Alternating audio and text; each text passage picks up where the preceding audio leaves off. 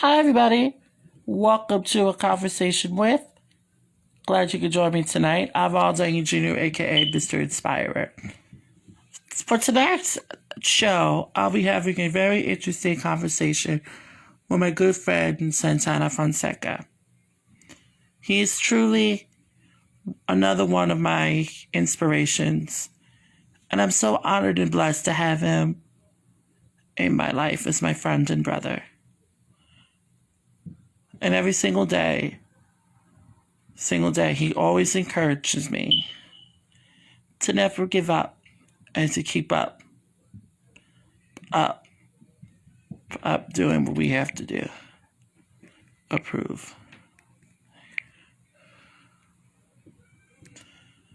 So, ladies and gentlemen, I proudly present to you my good friend, Santana Fonseca. Hey, Hey, Santana, how are you? what's up, man?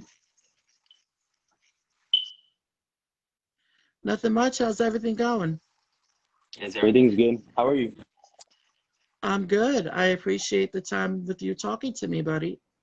Wait, give me 1 second, Ronald. Something's wrong. It's playing in the background. I'm gonna join back once. Okay, we're having a technical issue. It's okay. Things happen.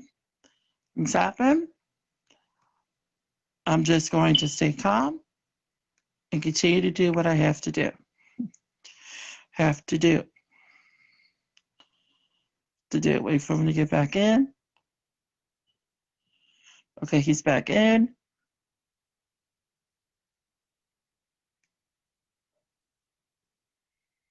Part of the reason why I enjoy talking with him is because he's truly amazing and wonderful. Now let's see. I'm gonna prove him again. Let's add him again.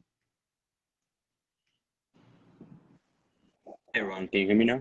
Yes, I can hear you. Can you hear me? Yes, I can hear you. It's good to see you again, buddy. How are you? Yeah, I'm good. How are you? I'm good. It's good that I have this chance to talk with a fellow athlete of mine who Yeah, I admire and respect so very much. Very much. yeah, it's great talking to you, man. How you been since I last saw you?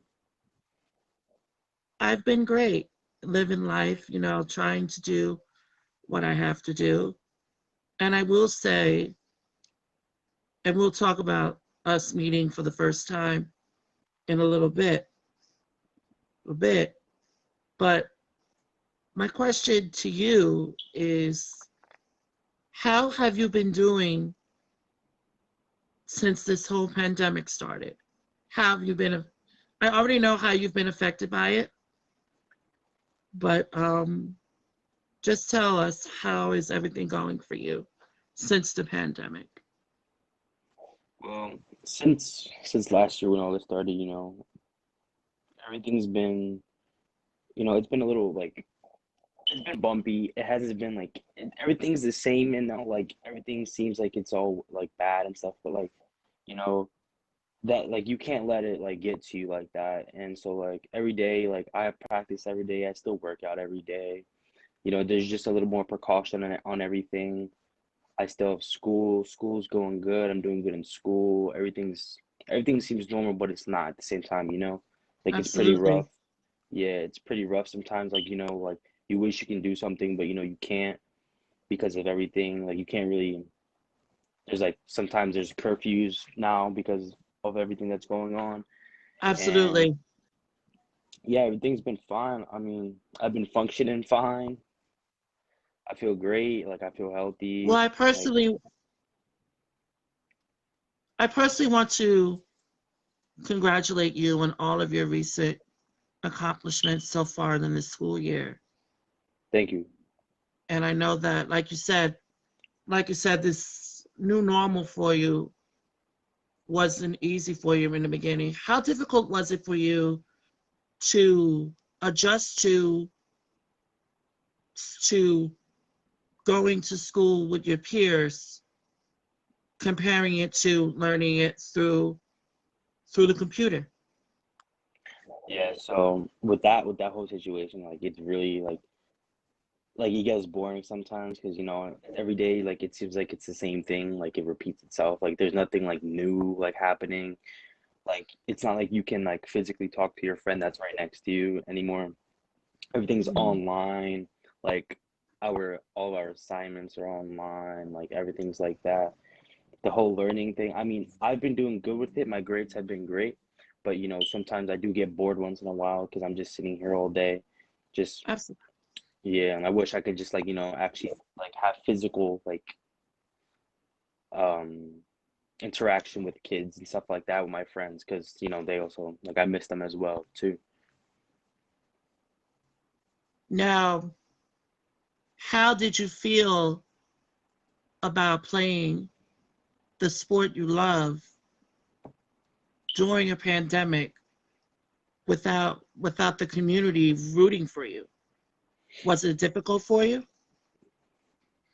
Like it wasn't difficult for me because I know if if I keep in my head that I know that people back home are still rooting for me, that I still have a town that's big on football, that loves coming out to the games, and they love to see us win and all that. I know that if I keep that in the back of my head, I know that even that they're not here, like I'll still play great for them. I'll still play great for my family. I'll still do good for everybody because I know that even though they're not able to come, maybe like physically, like if You they know they're did, always with you in spirit, no matter what. right, right, exactly. Before we continue, I just want to say hi to a couple of people that are watching right now. Hi, Laura. Hi, Bobby John. Hi, Debbie. Debbie's one of my teammates for Special Olympics, so shout out to her. Michael Svetlock, shout out to you. Thank you for your service and sacrifice for this wonderful country of ours. I truly appreciate it. You guys are the true reason why we enjoy being the Special Olympics athlete every day. And I just want to say to Bobby as well, I've got your six. So getting back to our conversation, Marcus Ramirez as well. How long have you been playing football? I've been playing football since I was five, I think, 5 or 6. So about 10 years. What attracted you to the sport of football?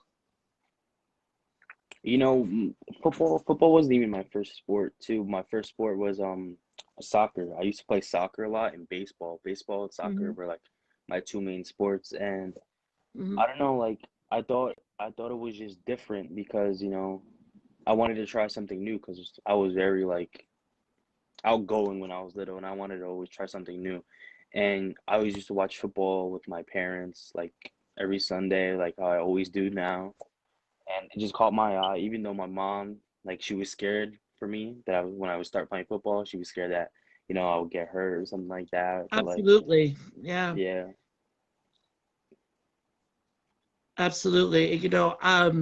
I just want to give a very special shout out to your mother and father because they have raised you to be an awesome and an amazing and an intelligent human being. And yes, shout I out just to want to them. thank them for sharing you with the world because you have an amazing and bright gift, and that is truly remarkable. When I first reached out to you, reached out to you, I said to you that you were my hero and inspiration because I couldn't play the sport of football, which is true. So, if you would have told your younger self that you would motivate a Special Olympics athlete to never give up, what would you say to your 5 year old self? To my 5-year-old self, I would definitely tell myself that, you know, always go with your gut feeling, never hold back, always just pursue what you want to do, never give up because that's not what I was raised to do. I was never raised to give up on anything. Mm-hmm. Ever since I was little, my parents always pushed me. If I would never like, if I felt like I was doing bad at something, they would always push me. I would never quit with football, with anything, with school. If I was doing bad in the class, I would always ask for help. I would always get help anywhere Absolutely. I needed it. And like just go with your instinct. Don't ever hold back on anything you love. Always give it your 100% if you're not sure about it, because what's the worst that can happen, you know? Right. I agree with you. Nothing beats a failure but a try. And as long as you're making that attempt to try to better yourself, then that's the greatest gift you could ever give anybody.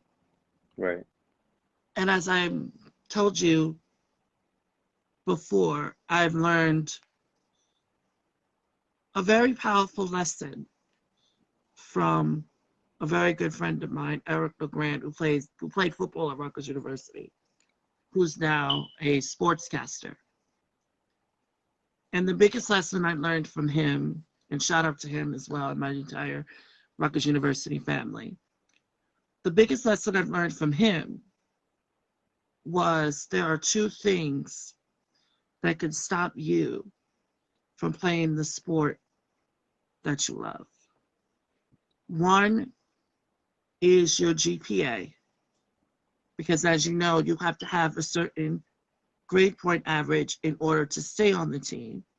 right, And the second thing is your health, because you could suffer a life threatening concussion and it can end your football career like that, right. like that. So, and I know because I've seen you on Twitter, you made the honor roll, your grades are great, like you said, but you said, how has your family supported you in your decision to play football? You just said that your mother was against it because she didn't want you Right. getting hurt. But how did your father support you in your decision? Did he coach you in any way possible, or was it just Oh yeah, most definitely. When I first started playing, my dad my dad was like he was like my off the field coach because he taught me how to because my dad was always like he was big on football because my dad when he mm, was in high school he played football. He was like a kicker in high school and stuff like that, and he was mhm, around that when he was younger. So right, he would teach me like like the basic stuff, like the fundamentals, like footwork stuff, like how to tackle, like just little things like that. And we would always go out to the field, whether it was just to play catch or something, or we would just do drills, maybe speed, work on speed. He was always there to support me. So was my mom. My mom was always there. They would always take me to practice every day of the week, whether it was at midnight, whatever. They would always just any time of the day, they would always be there to help me and like take me to practice and everything. They would always be there. And I can't really thank them enough for that because without them, I wouldn't be able to do any of that. I wouldn't be able to hear. I wouldn't be able to play football. So absolutely. And like I said, I want to shout out your parents because they're both amazing and wonderful people, and so are you.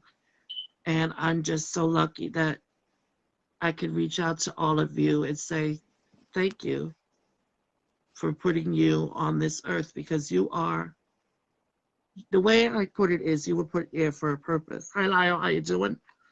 You were put here for a purpose. And right now, you may not realize it, but just by you playing football, you are encouraging someone else who can't do what you're doing to say, hey, never give up. Don't don't put yourself down. It's you may have haters that put you down on your successes, but at the end of the day, it's what you make it, and that's what your life is all about. So you are a junior right? Right. So next, your next coming season is going to be your final season playing high school football.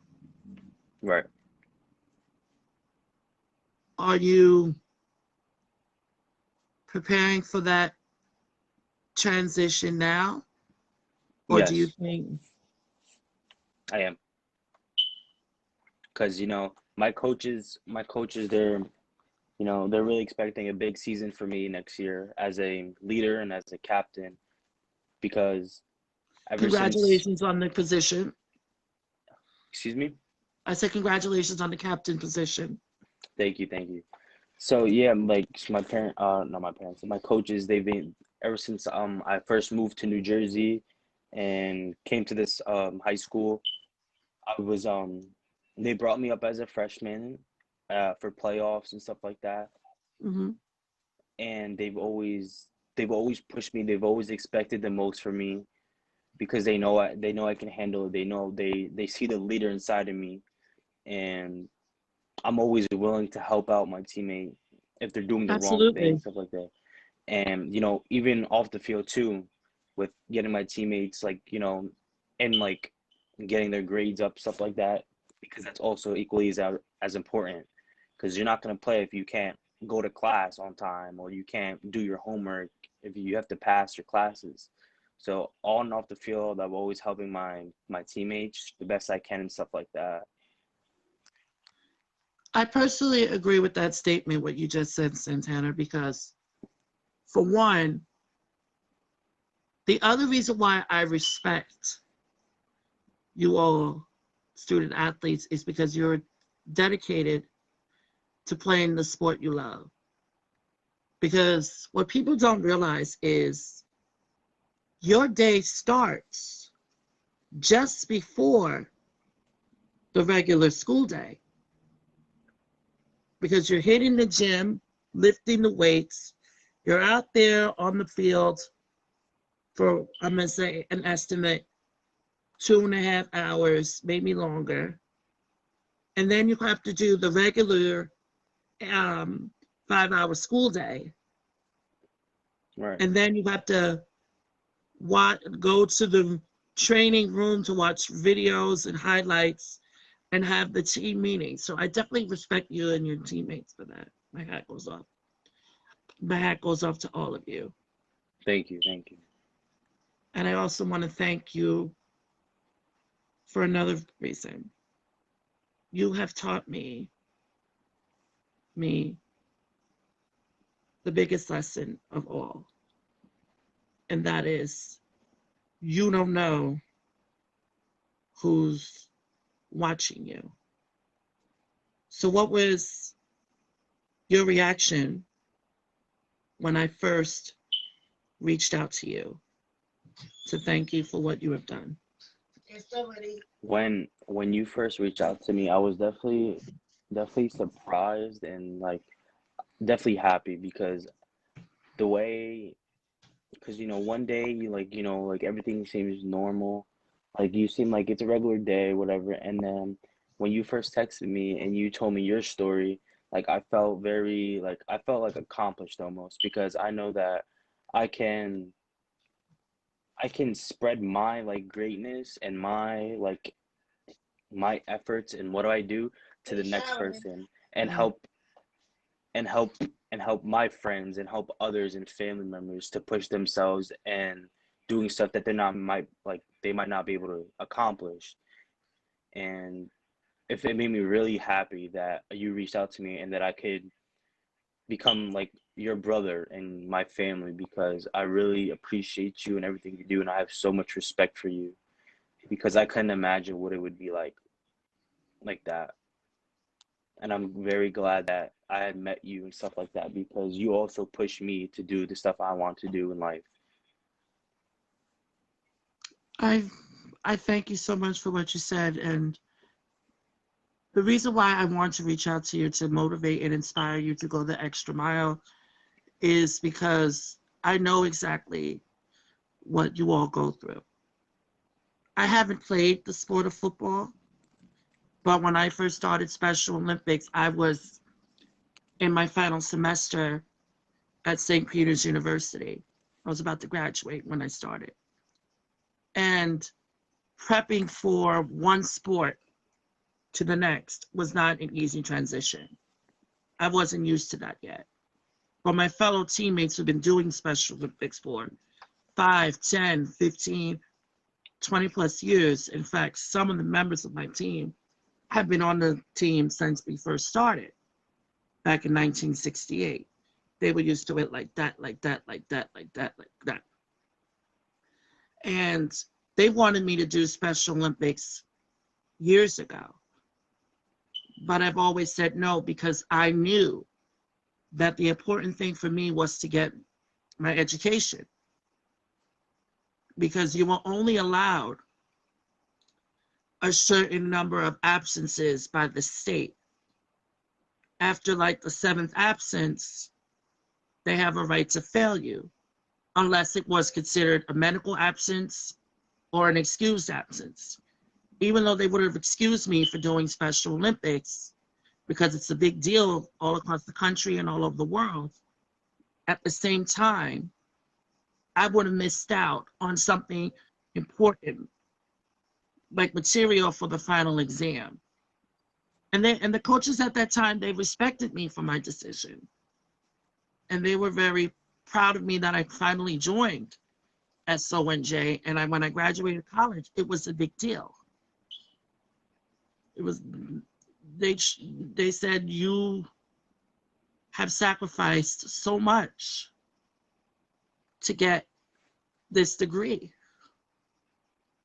And when they said to me that they support me every step of the way, I was very happy that when my coaches did that for me. And I'm very Yeah, lucky that I don't regret it one bit. it's great. And I encourage you, Santana, the same thing, is that when life offers you a great opportunity, you take that opportunity and you seize the carpe diem. You seize that opportunity every chance you get. Yes, you have a lot to think about and a lot to consider, but whatever you do, just remember that you have someone, a Special Olympics athlete, rooting for you every single day. And this Special Olympics athlete loves you from the bottom of his heart. You are family with a capital F, and that will never change. Thank you, Ron. I love you too, man. I can't wait to bring you to one of my games so you can watch me play. I can't wait to go to one of your meets so I can see you. We're going to make it happen. Soon as COVID is over, we're going to make this happen. All right. Make this happen. This happen. But do you have any questions you would like to ask me? No. Well, listen, Santana. T-shirt. Go ahead. You got it? Okay. Wash it. Go ahead. Well, listen to me. I love you so very much. I thank you for. Go ahead, Jesse. I thank you for everything. And before we part, I want you to remember something. There's something. You remember the letter I wrote you, right? Right. What was your favorite part of that letter? The whole thing about it was just my favorite because, you showed me how much you really care for me and how much I inspire you. And your whole letter to me made me, it almost made me like feel like special because I really never felt like that way that I was able to, you know, like I never really thought how much I could affect somebody because, every time I do something, I think like it's just natural, like it just happens. But like your letter just it really like the whole part of it, like everything. because from the bottom of my heart, like I truly love you and I love you guys. I love your family. Like you're my brother, and that just the whole letter made me feel very like complete, because that's like a goal, that was like a goal for me to help somebody else with what I do in life, you know? That's like I would love doing that. And you felt that your life was completed the day that you got the letter. Right. That was one of my biggest goals, was to help somebody else with and doing with what I love. To help somebody, to inspire somebody else to do the same. Well, Santana, in that letter I wrote you, there is an oath that we athletes take before every competition. And Debbie knows this oath very well because we recite it every single time. And that oath is, let me win, but if I cannot win, let me be brave in the attempt. Let that oath sink in to you, my friend. Because think about it. That oath will always apply to you and your teammates, not just on and off the football field, but in life. You have a brotherhood that is going to last forever. Because once you take off those shoulder pads for the last time, you will remember that oath. And regardless where you play for college, I will always root for you because you are Jersey strong and Jersey proud. And I'm so glad that I've had the chance to see you. And what was it like meeting me for the first time? It was amazing. Like I was very happy to see you finally after a long couple of months of just conversating, and it was a great experience. Even though it was very quick that I met you. It was only a couple minutes long, but it was something, and I was glad to see you face to face and actually give you a hug and tell you hello, like in person, and I couldn't agree. taking a picture with you. I'm I'm happy that I could brighten your day. And I know you're going to get through this together, regardless what happens. I will always love you. So remember that oath, Ola Giselle, and remember that you have so many people rooting for you. And I thank you again for your time, and I look forward to the day when I could see you again and to have you carry me on the field, Yeah, of course, man. if you could. Okay, so I'm going to end this. I'm going to send you a link to my YouTube channel, and then you can feel free to talk about it on your pages. Sound good? All right, thanks, man. I love you. Thank. I love you. Call me later. All right, man. I will, man.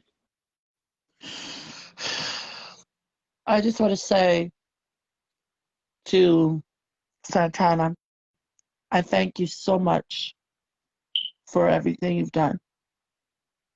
Petty, you're watching this right now. Debbie, you're watching this. Petty, there is not a day that goes by that I don't appreciate you for what you're doing, especially now. You're part of my family. You are my brother for life. Debbie, you are my sister.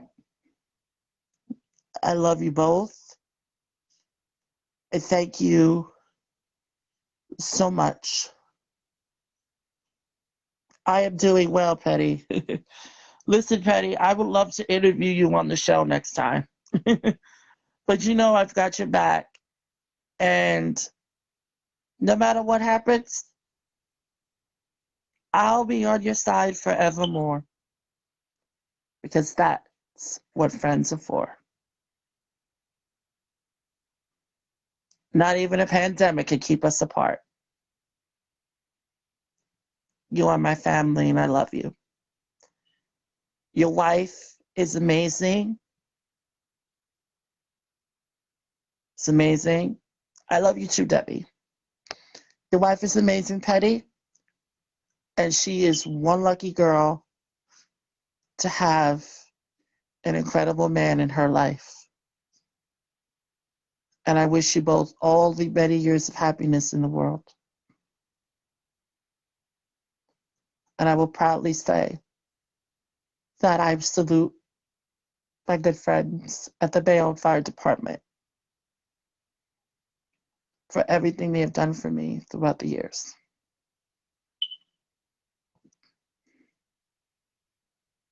And Debbie, I love you too. More than I can say. If you just said hello, bro. Well, folks, that is all the time I have for today. I want to thank you all so much for joining me on a conversation with Mr. Inspirer. But before I sign off, I will be recording my inspirational quote. But however, I will be switching it over to YouTube. So I will post my YouTube channel, and I look forward to the next time when we meet again. This is Mr. Inspirer signing off.